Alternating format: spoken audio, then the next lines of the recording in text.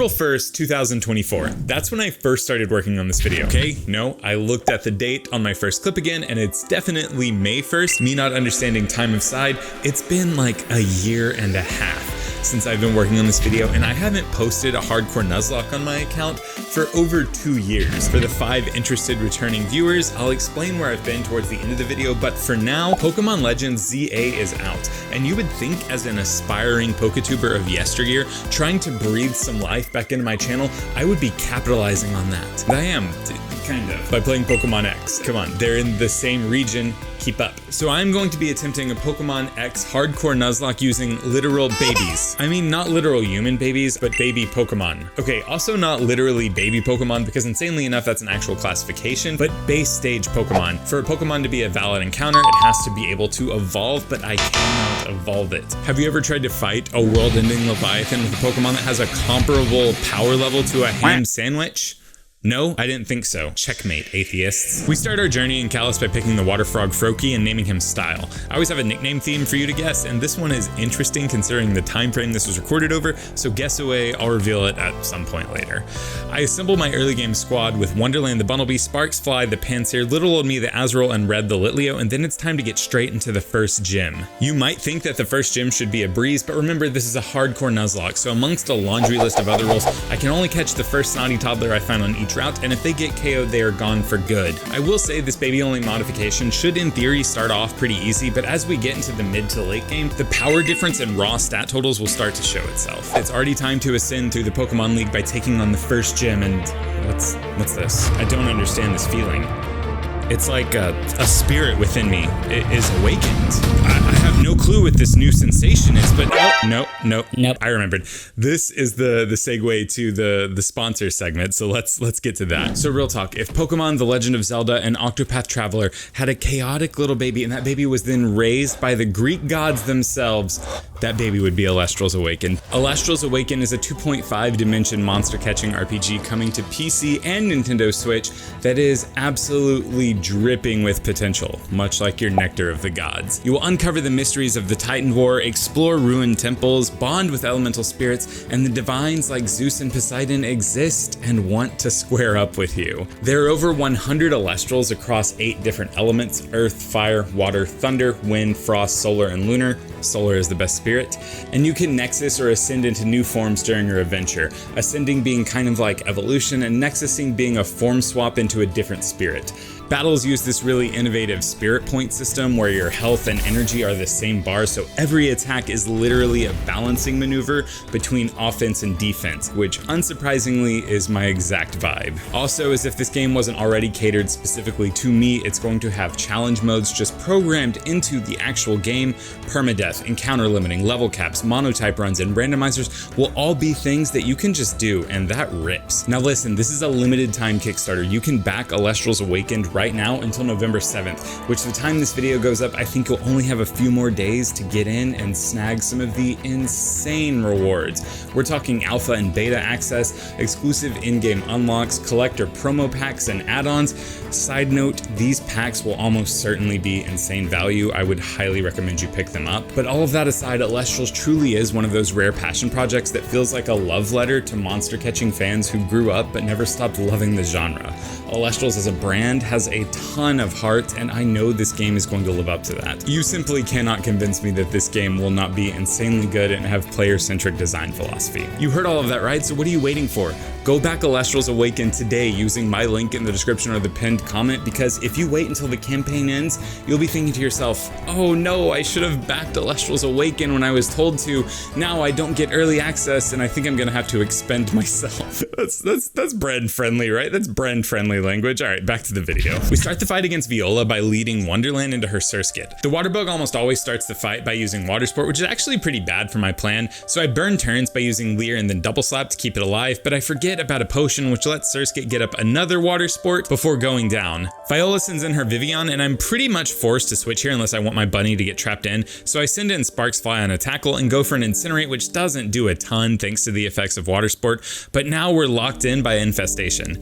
The effects of Water Sport finally end, but Sparks doesn't have enough juice to grab the KO, and the residual damage from Infestation over a few turns unalives my monkey. So I end the battle by sending out Red, who is able to pick up the KO with an Ember. Now we're free to move on to the second gym, which is an insane gap from the first gym, but silver lining, there are a ton of new encounters to add. I catch Lover the Fulbebe, I Can See You the Bulbasaur, who is one of the most important additions to my team, period, full stop. Bad Blood the Pancham, Me the Swirlix, Little Old Me the Whismer, Vigilante Shit the Mienfoo, Karma the Helioptile, and Resurrect a Jaw Fossil for a Tyrant who you just can't nickname, and finally Rock Smash for Bejeweled the Dwebble. The attentive of you may have noticed that I skipped my Route 6 and Glittering Cave encounters. Encounter mapping is not something I've had to do a ton in my Nuzlocks in the past, but I have to do it in this run just to maximize my odds of getting to the late game. But thankfully, my next encounter sets the master plan into motion. Route 10 has a lot of encounters that seem pretty good for this run, but I think basically all of them are bait.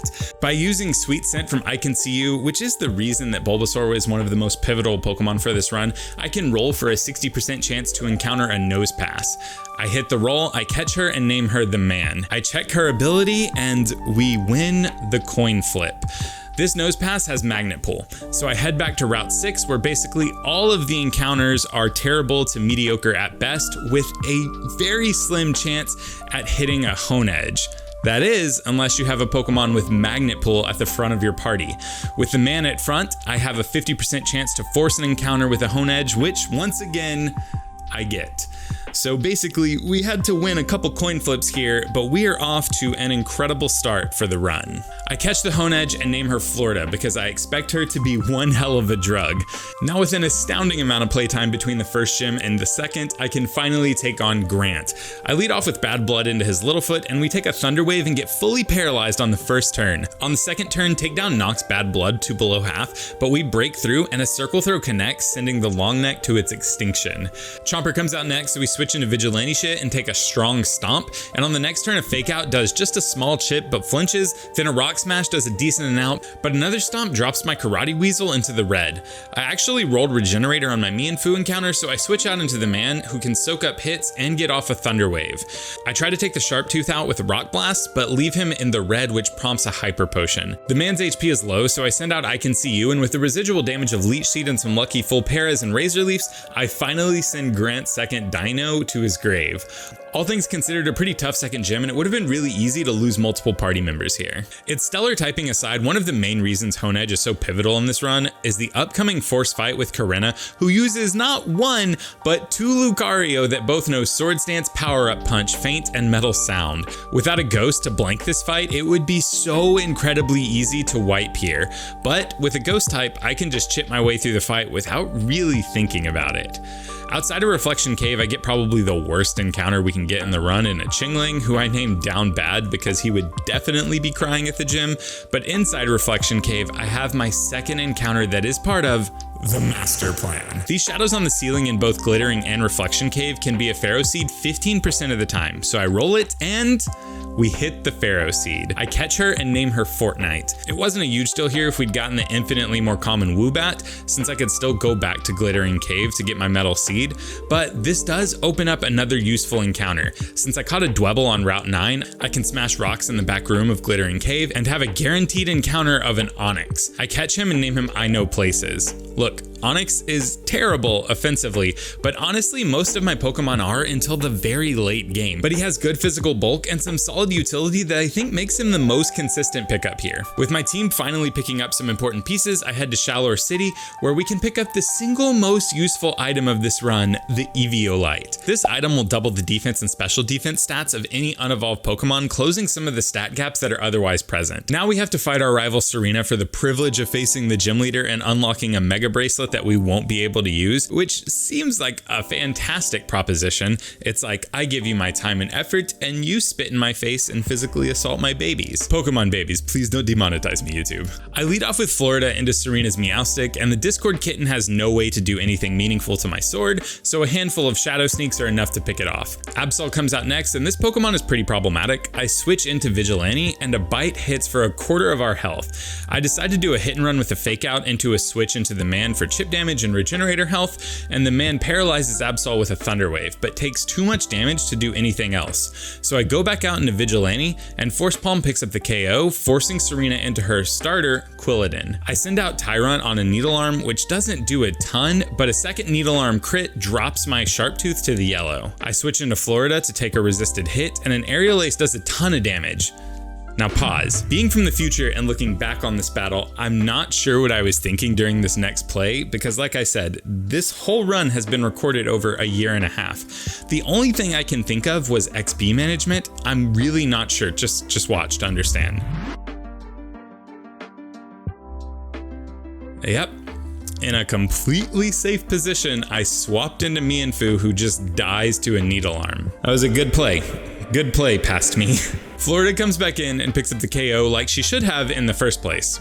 I don't want to talk about it anymore, let's just move on. We can now challenge Corinna, and she has some mandatory trainer battles, but they are never difficult, so okay. In my defense here, Lover was speed tied with this Machoke, and we won every single speed tie until the last hit, so I thought I was completely safe. Back-to-back deaths here is not ideal, especially two Pokemon that I thought would be very good in the later game, but as for the actual gym battle, Corinna is a pushover. The single attacking move she can hit Florida with is Rock Tomb from Machoke, so we click Sword Stance once and Aerial Ace shreds her entire team. Now for more good news, on the way to the next town, I run into the completely optional Breeder, and his Zangoose just murks the man. And I must say, it's incredibly humbling to lose 3 team members back to back to back.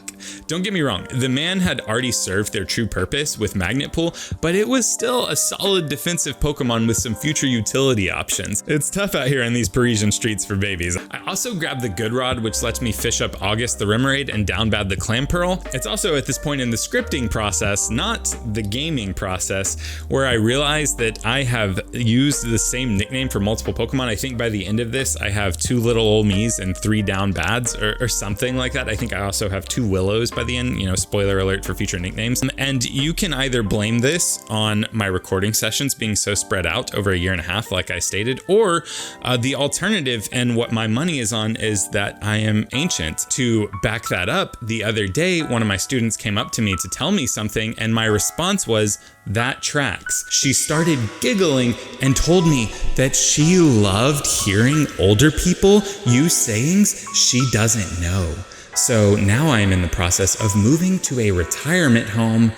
But for now, let's continue the challenge run. I realized that Bejeweled actually looks solid for the next few fights, and the moveset of Rock Polish, Rock Slide, Stealth Rock, and X Scissor is actually pretty solid, so I add her to the team and get right into my next rival battle. I lead Bejeweled into the Meowstic and set up a Rock Polish, taking a strong Psybeam in return, but with the speed boost, I should be able to outspeed an Oko with X Scissor. That is, if Bejeweled was a good Pokemon, and I wasn't delusional. So anyway, I was just thinking about how Fortnite is going to be a useful Pokemon. I use her to take out Meowstic and get Absol low before finishing off with I Know Places. It's just Quilladin left, and I get to a spot where Quilladin should 100% go for a bite into Fortnite, so I can switch into Places, take the bite, then double into Florida to get in with as little damage as possible and KO. But since I'm telling the story, obviously that doesn't happen, and Serena's Dog Water AI uses Needle Arm into Fortnite for a quad resisted attack and just murks my Rock Snake, which is honestly fitting for how this run is going. I barely scrape by and finish the fight, almost losing another Pokemon in my Tyrant, but we get there, and I Can See You picks up the final KO. But not before, once again, the Parisian streets add another body to their count.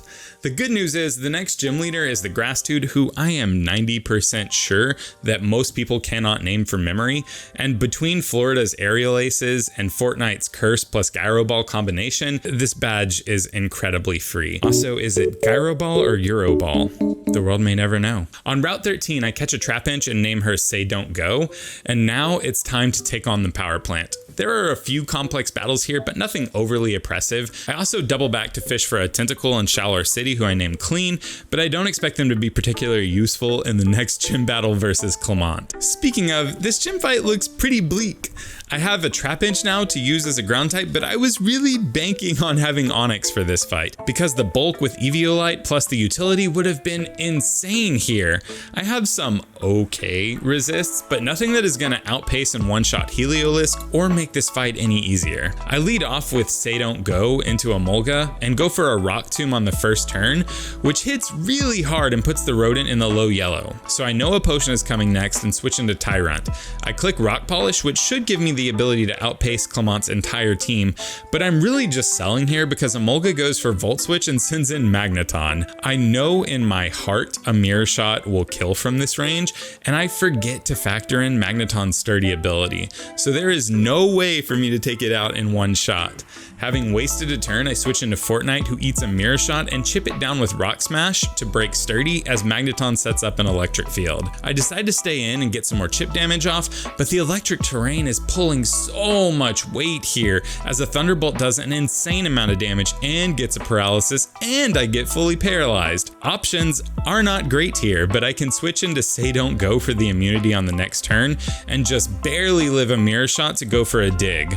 That finally knocks out the Magnets on the next turn. Clement sends out Heliolisk, so I switch into Red predicting a Grass Knot, but instead a weak Quick Attack connects, and I'm kind of out of options here, so I stay in and click Flame Charge, and once again, just barely live a Thunderbolt that also paralyzes to get a pretty weak Flame Charge off. Since I've changed speed tiers and considering how low I am, I can be pretty sure that a Quick Attack is coming, so I switch into Fortnite for the Iron Barb's chip, and then decide to risk a crit to get some more damage off. I stay in and take another Thunderbolt down to 6 HP and get another weak Rock Smash off. I'm out of any real options other than dodging crits at this point, so I switch to I Can See You, who survives a Thunderbolt at over half and stays in and gets crit on the second Thunderbolt, but still lives on 6 HP to knock this Lizard Demon out with a Seed Bomb. From here, it's just a Mulga left, but Tyrant pretty easily handles that, and we pick up our 5th badge. My team definitely clutched up here, but look at how close we are to being absolutely decimated. Not the cleanest fight at all, but we made it through, and that's all that counts. Now this is the part of the game where there is a pretty serious difficulty spike, and that's made obvious by the next Serena fight on Route 14. The fight starts off simple enough with Florida taking out Meowstic pretty easily, but then Absol comes in and immediately Swords Dances as I switch into Bad Blood. A bite on the next turn does unimpressive damage, and thankfully I prepped for this moment with Circle Throw, tossing the Absol out and bringing in Chestnut, who is now her fully evolved starter. And this is where the difficulty spike comes into play, because from here on out, most Pokemon that we fight will always be fully evolved, meaning the stat gap between teams is going to be insane. With Chestnut on the field, Fortnite is able to switch in and beat down with Gyro Balls, and then Bad Blood comes back out to clean up the Absol. Also on Route 14, I use a Repel and a level 31 Pokemon to set my only possible encounter to Goomy or Scorpy, and thankfully I roll the Scorpy. This makes some of the encounters later incredibly easier to get, and Goomy would have served basically no purpose. We can now challenge Rivalry, and this fight can be really difficult, but Mawile has basically no way to hurt Down Bad, who is super juiced from a Deep Sea Tooth and picks up the one-shot with a crit Surf. Florida is able to decimate Mr. Mime from behind a Reflect with a Swords Dance boosted Iron Head, and Clean softens up Sylveon, allowing for Fortnite to finish the E-Girl off with a Gyro Ball. With our 6th badge in hand, we can move on, and at this point in the game, I go on another catching spree where I pick up Mean the Murkrow, Willow the Pumpkaboo, and All Too Well the Litwick.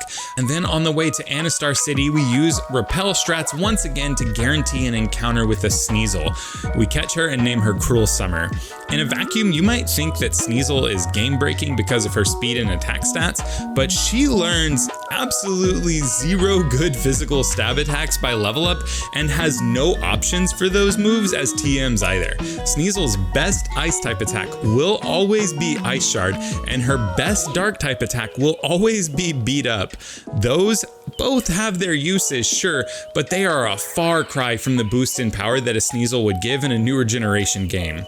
All that being said, she is still a pretty big shot in the arm for the next gym, so I'm stoked about the encounter even if her learn set is a little disappointing. Before we can actually enter the Anstar gym, Serena challenges us to our 4th rival battle, and this is the first fight where she has more than 3 Pokemon. She now has 4, which is actually pretty big gains if you think about it. What's that, like a 33% or a 25% gain? I don't know, I'm not good at math. I lead off with Cruel Summer into her Meowstic, and after blanking turn 1 with a Fake Out, we drop the kitten on the next turn with a Beat Up. She sends in Chestnut to counter, giving me a free switch into Willow on a Brick Break, and after a Will-O-Wisp, Willow easily takes the Chestnut out with the chip damage from the burns, the random hell that was spawned before this battle, and by spamming Shadow Balls. Willow was actually kind of the perfect counter for Chestnut here. Absol comes out next, and Bad Blood drops it with just 2 power-up punches, and then Fortnite comes in to Toxic Stall Serena's Vaporeon until it's in range of Beat Up from Cruel Summer. All in all, I just have so many more team building options now, so even though Serena is getting stronger, I have better counters against her team. Our next gym battle is conveniently right now, and thanks to the new additions to the team, I feel really good about it. I lead off with Cruel Summer into Olympia's Sigilif, and a single Beat Up is enough to pick up the KO. Slowking comes out, and I switch into Florida on a Yawn, and then double into Mean on a double Yawn. Olympia really wants to put one of my Pokemon to sleep. I Nightshade for some chip damage while the Slowking sets up a Calm Mind, and then on the next turn I Haze to get rid of the boost as a crit Power Gem drops Mean to just 11 HP. I switch into Willow, who takes a pretty hard Power Gem, and on the next turn set up a Leech Seed. In response, the Slowking goes for a Psychic, and my brand new Ghost Pumpkin bites the dust. I should have known based on the damage Power Gem did that Psychic would kill, and seeing a kill is the move the AI would go for, but I honestly thought after switching out of Murkrow, Olympia would try to set up Calm Minds again. Cruel Summer comes back out, and thanks to wanting the Beat Ups getting a lucky crit, it's enough to pick up the KO. Meowstic comes in, and Beat Up just barely misses the roll because I'm down a team member, but the cat only sets up a Calm Mind. I know she'll heal this turn, so I click Beat Up again, and this time we actually hit the range, and the cat falls, winning me my 7th gym badge, and as is common in Pokemon games, finishing the penultimate badge kicks off some major plot that normally has to do with me, in-universe 10-year-old, saving the world. The next part of the game is the infiltration of Team Flare's multiple bases, where they basically tell you they want to blow up the world, or something really incredibly overly dramatic so that only beauty remains, which seems like a lot of work to do when you could maybe just consult a mental health professional about your unrealistic beauty standards, but that would take a lot of self-reflection and introspection, and Lysander, he doesn't have time for all that. It's ugly out here, it has to be pretty, so let's just blow up the world. I don't know how they are targeting only uglies. How are you configuring your death ray to only take out uggos? Who knows? Maybe Lysander, maybe not. This whole plan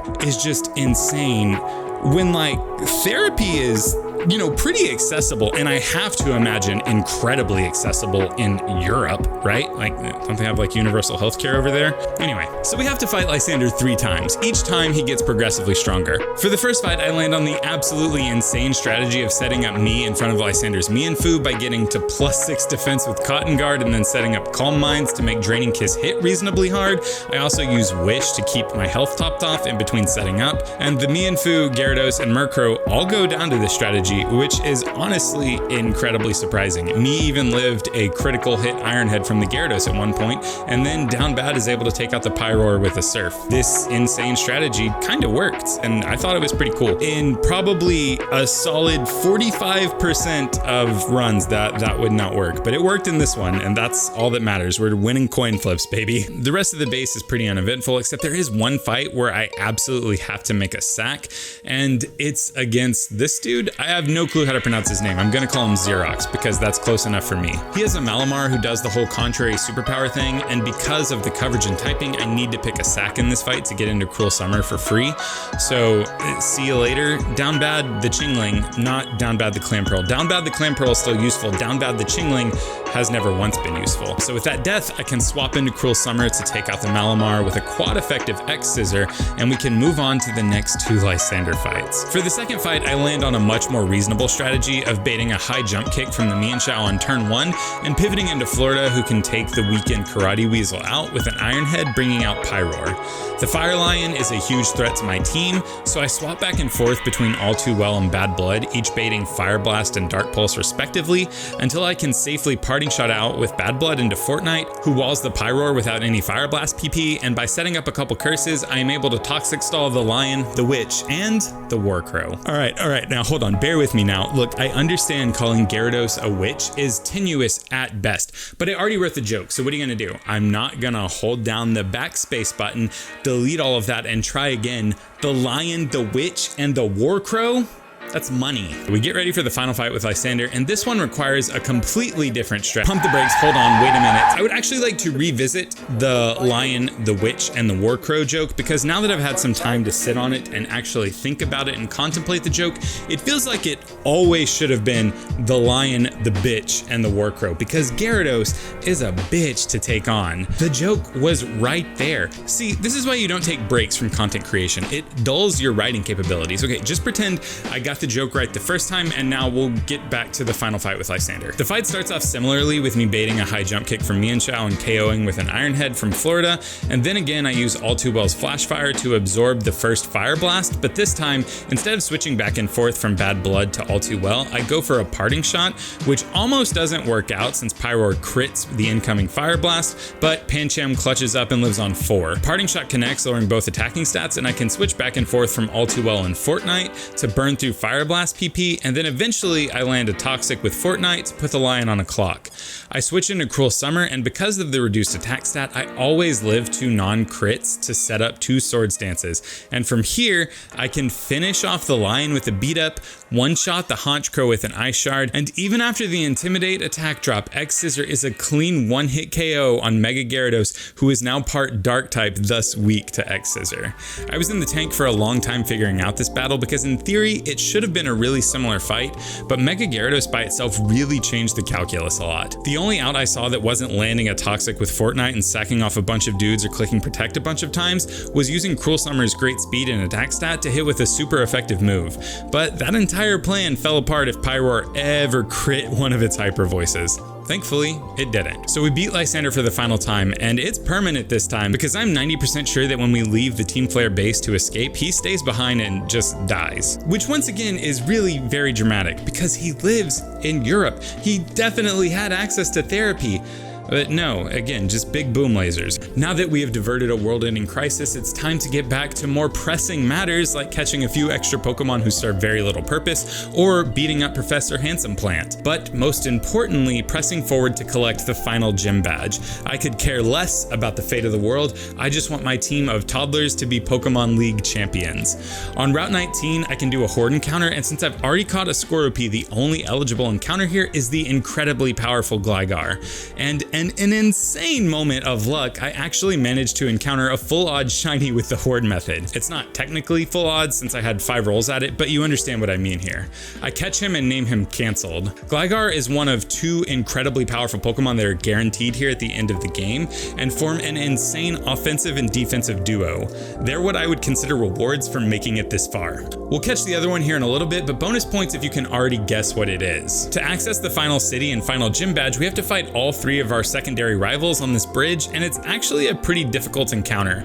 You can't change your team in between battles, and your party doesn't heal after the first battle, but does after the second. That being said, my team is actually pretty well rounded for this fight. Most Pokemon here fail to break Fortnite, and the ones that do are now walled by Cancelled. Cruel Summer almost gets KO'd in the second fight, but pulls through and clutches the fight up with super effective attacks since this Crawdaunt was the one massive problem to my team.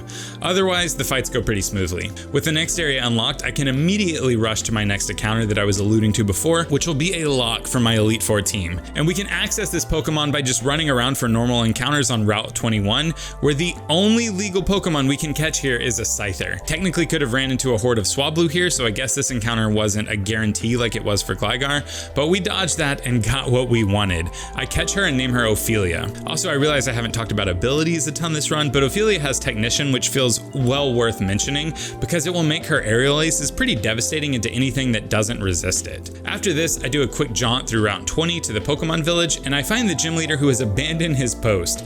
And since I am playing on Thursday, I can now save and soft reset my game to check these shaking trash cans, and with a little bit of luck, we can find additional Eviolites, which really kind of breaks the late game wide open. After all this, we blast through the gym trainers and make our way to Wolfric VGC, the Ice-type gym leader, and surprisingly, after not really being a known quantity for this entire run outside of the first gym battle, Red makes his grand return and absolutely blasts through Wolf's team with a flurry of flamethrowers.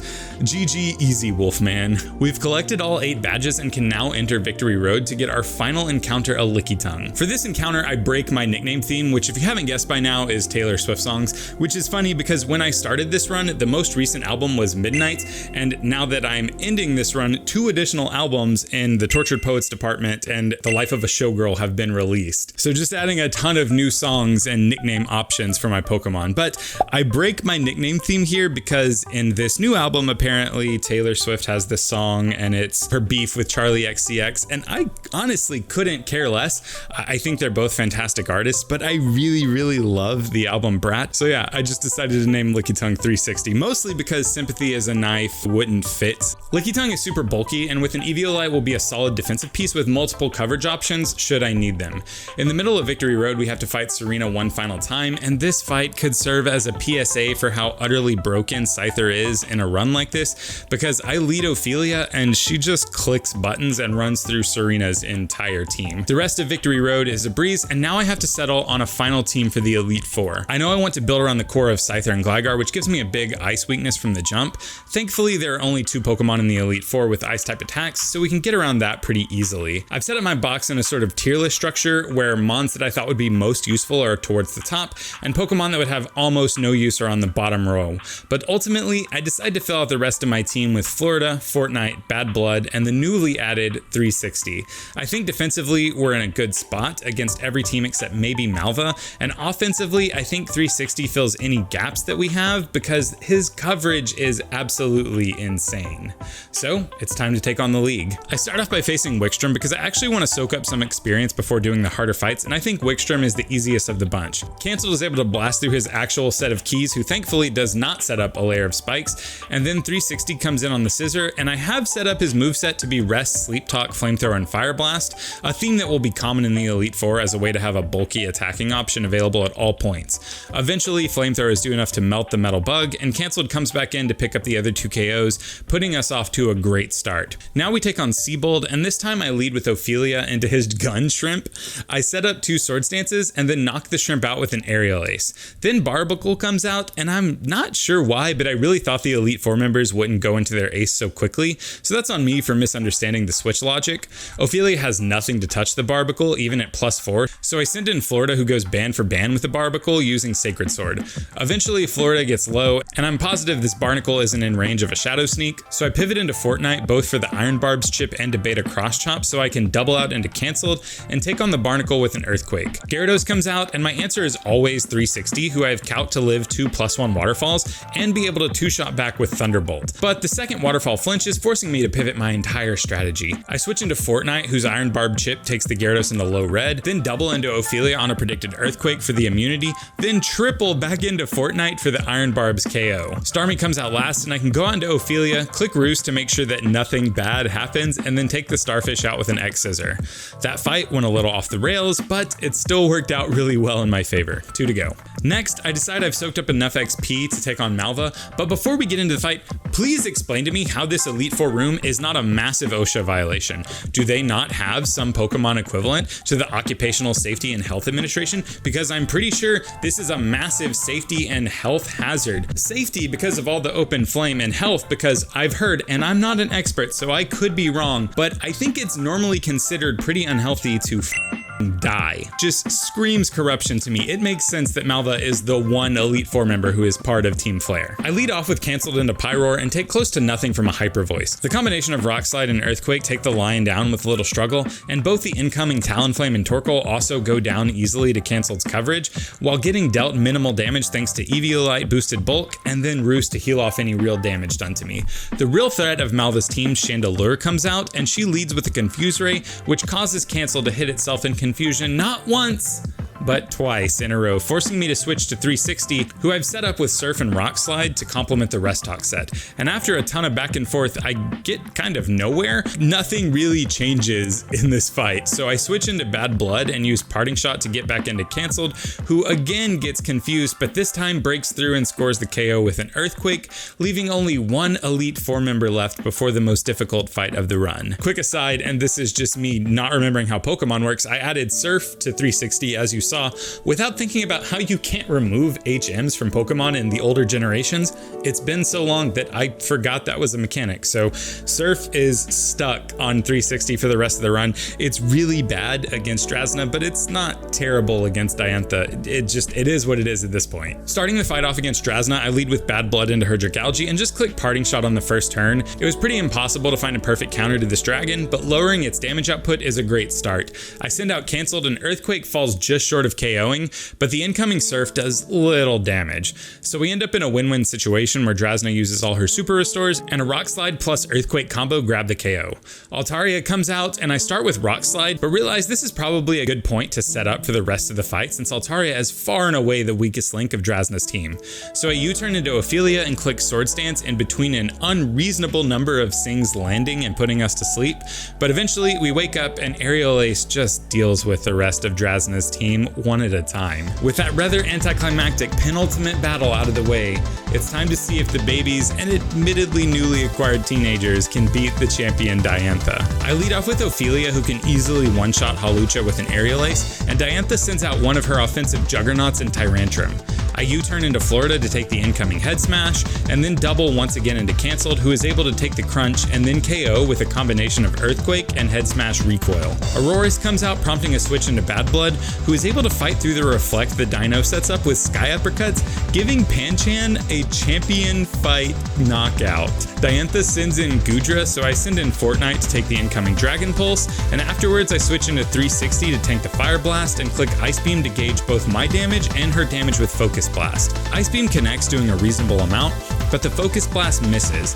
I then decide it's a better use of my resources to just waste the PP of these moves, so I switch back and forth from 360 and Florida, each baiting either Focus Blast or Fire Blast, until I can make my way into Ophelia. I did miscount here and took the final Fire Blast while setting up a Sword Stance, but thankfully it didn't crit, or more importantly, burn.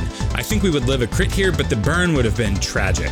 From this point, I can Aerial Ace the Dragon, the incoming Haunted Gourd, and the Mega Gardevoir, locking up the fight and winning the run. Okay, so a few things. I feel like Scyther way overperformed. I think this run was actually really hard, and I had a ton of deaths in the early and mid game, but Scyther came along and its great speed and attack and solid Eviolite boosted defenses and access to setup moves just made the champion battle way easier than I would have expected. I do want to try this challenge again in a different game, potentially something like Oras or maybe Sun and Moon, but do you think that these restrictions are enough? I could potentially implement a ban list of Pokemon that might overperform. People could vote on which Pokemon could be banned. I could also implement a no setup move restriction. I could also limit the number of Eviolites I'm allowed to use. What would make the next iteration of this run more challenging? Because it really was very hard in the early and mid game. I lost a lot of Pokemon, and then I unlocked Scyther at the end game, and Scyther just swept the champion. That's nuts. Anyway, closing out, I wanted to say thank you so much for watching this video. It's been forever since I've had a chance to be creative, and I do want to address where I've been and what my plans are, but I figured I would save it for the very end. Before we get into that, I just want to thank Alestrals once again for sponsoring this video. I'm kickstarting into Awakened, and if you enjoy games of this genre or doing challenge runs, I think you should too. too. Both Shady and A-Drive have like 20 years of combined experience playing games like this, and I fully expect them to stick the landing for making an experience that is enjoyable for fans and has player-centric design. Go check it out, and if you do, use my link down below so they know I sent you. Okay, so where have I been? What have I been doing? Okay, so this is the part of the video where I'm gonna kind of go off script and just talk about where I've been and what I've been doing. If you aren't someone who was a viewer of mine back in the day, this might not interest you. If you were someone who watched my content and is wondering where I've been, I'll kind of condense that down into hopefully like 3 minutes. Content was popping off. My channel hit close to 60K. I think we actually hit 60K at one point, but I got really inconsistent. I think the year was 2023. I got incredibly sick. I mean, not to get into too much of my health history, I'm on a drug, a biologic that suppresses my immune system. So during 6 seasons, I get sick pretty frequently. I've worked on, implementing health things to be better about that, like taking immunity boosting supplements. Anyways, so around that time that I was getting sick, I started being inconsistent on YouTube, which is mostly a me thing. I'll own that.